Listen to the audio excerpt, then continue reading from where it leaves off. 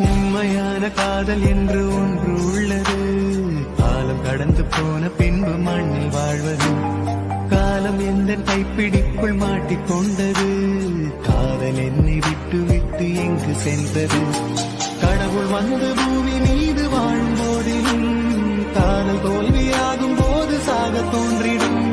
காதல் இன்றி பூமி மீது வாழ நேர்ந்திடும். கொஞ்ச நேரம் கூட நரகம் போல மாறிடும்.